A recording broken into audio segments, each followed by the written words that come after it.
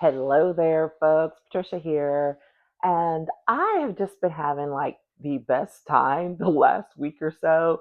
And I'm going to tell you why. But it all came to a head with this thought about curiosity. And there's that old saying about curiosity killing the cat. And I'm like going to question that. And we're going to have a little talk about what it looks like to be curious and how that feeds our personal growth, but yet we want to hold on to that horrible old statement, um, and how that affects our lives, right? So, if you follow my channel, I love watching some Don Lemon. It's great. It's kind of my my wake up news show, to see what's going on. And I don't always watch it. Sometimes I'm like, okay, yeah, I'm over. I don't want to hear anything else about that person who holds the office of presidency right now. But other times I'm all in because, man, there are some interesting people that come on. There are some fascinating conversations that they have and some approaches that I might not personally agree with or have thought of, right? But what has really been feeding my soul over the last couple of weeks is tuning in to some of these um, interviews, these one-on-one interviews that he's been doing. And I love it because I have always been, I guess we're just going to say I was a nosy person growing up. But from the perspective of really digging in to understand why someone does or thinks a certain way. So biographies were my thing. I was obsessed with biographies growing up. And I realized that as I grew up and became a adult, I wasn't necessarily reading biographies as much. I've kind of started going back to it, but I was dipping into that in a different way, right? Watching interviews, listening to conversations or podcasts, whatever, that type of thing. Because the same thing is, you're just getting the verbal version versus the book. And I'm always a book fan. And so here we are, and checking back in, go back and watch my other video more recently about flexibility and how needing to be flexible these days and adaptable. Yes, still applies. That said, I have been fascinated by these interviews that John has been engaging in. And oh my gosh, literally with folks that either I knew a little bit about, but kind of had like, because I had the wrong assumptions about them. Or, one that I just watched recently, I have no idea. Like, this is not someone I would have followed. I would not have like watched a regular interview or something with this person. They're, a rapper, nothing against rappers or anything like that, but I'm like, they're just not someone I would have followed or listened to, except that the person conducting the interview is someone I follow. And when I tell you it was the most fascinating conversation, I felt the need to pull out my pen and paper, which I didn't have near me. So that means I got to go back and rewatch it. Like, it was that powerful. He was dropping some gems on there. And I'm like, yes. And this is where it gets me back to the conversation about curiosity, because a part of growing as a person literally is allowing yourself to be curious about things, situations, people that you might not otherwise explore, that you might not otherwise engage in or with, and to know that it's okay. So this is that part about that old saying about curiosity killing cat, that it's not necessarily applicable here, because if you don't get curious about some things, what that means is you could literally be nixing your own growth because you're keeping yourself in this little bubble. You're not exploring, you're not building out, you're not getting uncomfortable. And that in and of itself is a huge problem. Huge problem. And I am always mindful of those times and those moments when I catch myself trying to limit, what it is I'm pursuing or thinking about or listening to. And that's not always a good thing, right? And I have to be mindful of when that's happening. A lot of times that happens when, you're on a schedule. And so maybe you really shouldn't be trying to go do something new right then and there. Or let's say I'm not in uh, a good space, right? So it's not just that about being a time constraint, but maybe it's a space constraint, and can't really, explore as much as possible or as much as you'd want to. And that's the thing about being curious and then allowing yourself to be curious. Because let's step back into that.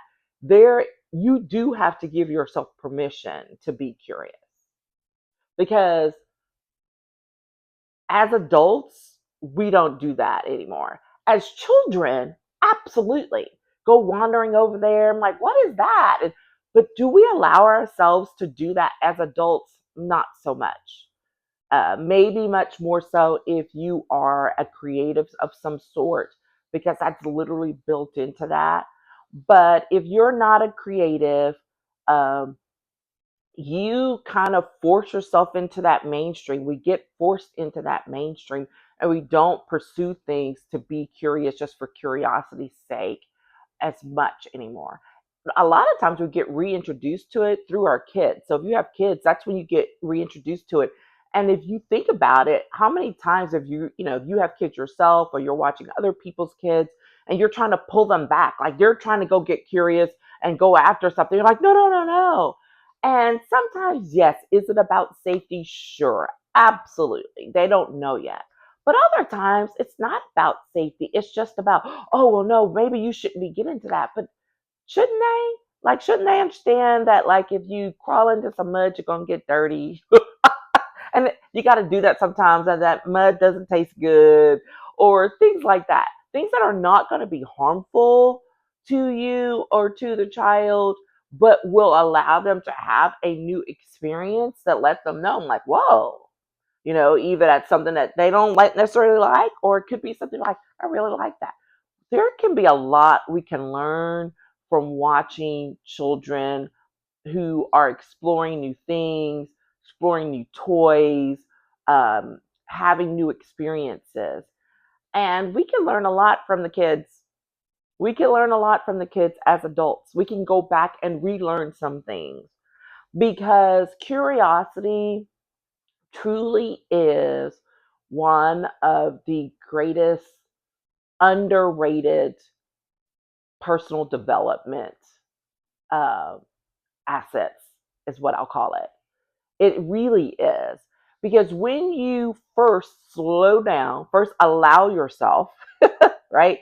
And then you have to slow down enough to recognize when curiosity, an opportunity for curiosity presents itself, and then to allow the questions or the exploration to begin. Ah, man, so powerful. Because curiosity is about exploring, it is about asking questions, sometimes tough questions, ones that make you uncomfortable, or why is that happening? Or I wonder what they really think. And going down that uh, going down that road is something you can't just put into a container because sometimes you don't know how long it's going to take. And so that's one of those things that push pull that we have in real time as adults because we try to put something into a box. I'm like, well, I only have 20 minutes to be curious today. Okay. That may or may not work depending on how far you get or what it is you're doing versus if you've watched or listened to any of my things, I really, really love The Artist's Way by Julia Cameron. Julia Cameron, and I'll put a link to it. It is directed at creatives, but literally, it is good for any person. I've actually incorporated some of her concepts into my coaching program because I recognize that some of those things are things we have to unlearn as adults. And this allows you to recognize who's influencing you, where you're being held back, either internally or externally, and how moving forward and allowing yourself that freedom is so important. And so, one of the things I really love that she puts in this book, and let me warn you, if you get the book, this it's not just a book. It's not just one you pick up and you read. It is an actual learning experience, and I highly recommend you do it. It's a 12-week one. If you just read through it and put it down, you have totally missed the point of the book. And so, it may take you longer than that, but I highly encourage you to fully engage with it. It is so powerful. It's probably time for me to do it again. That said, one of the regular exercises in there um, is to decide where you're going to go, like from one week to the next. What new thing are you going to explore? Are you going to do? And make it an appointment with yourself to do that. So it could be as simple as, going to the dollar store and just wandering around and figuring out what 5 things you could buy for your next, art project, or for me, scrapbooking, or uh, for my plant collecting. It could be something as simple as that, or it could be going to a live music concert, at a park, or maybe going to a museum and just wandering and literally letting the other side of your brain explore something new out of context without some specific intent or purpose, and then coming back to say, okay, reflect on that. What's going on there? What did I learn? What came to? It could be as simple as taking a walk, right? Walks are so powerful. It's something that I do not as much as I should, but when I do, um, I'm always so surprised with what I come back with. The thoughts that have been generated, the ideas that I have, and trying to, capture those things. I'm not yet at the point of walking without a phone. I'm not there yet. So sometimes I will use the voice recorder on there or type a quick note. But it's allowing yourself the freedom to go do some things, to explore some things without an agenda. That's what curiosity allows you to do. It allows you to open yourself up to new things, new people, new ideas, new places. And when you do that, the growth comes in not just the exposure, because that's really fantastic, right? It's like traveling to a new, city or country or something, and the things you're like, just because you're there and that exposure, it's going to bring you to a new level. But then also on the reflection, I'm like, on what you bring in and then are able to reflect on, man, that's some stuff that just, it, oh, I love it. I love it. I love it. And it may sound very woo to some of my folks, and it's okay. I am very familiar with that. I've worked with more than my share of clients who are like, and you want me to go do what? Because literally, if you are a one on one client with me, I'm going to build that into our work, because you must go explore a new hobby, or revive an old one. That's it.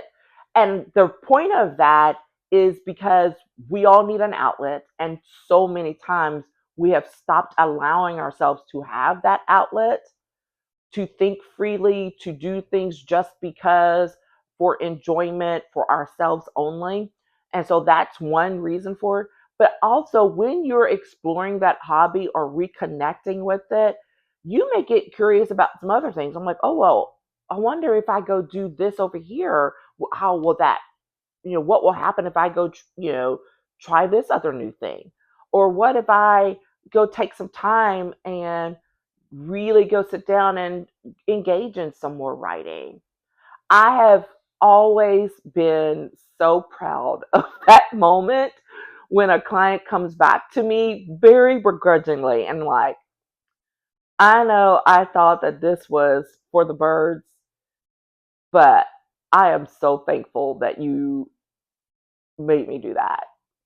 And they don't always have to share. I may ask if they're doing something, but what they do and how they do it, that's all on them. My point is to make sure that you have an outlet as we're going through some tough issues, making some difficult decisions, moving yourself forward, which takes a lot of energy and a lot of focus, as well as that curiosity. And when you start learning more about yourself and that causes you to grow, it changes your perspective, it changes your outlook, and maybe even how you're approaching things in the moment. And that's why I say curiosity is a underrated and very powerful personal growth asset.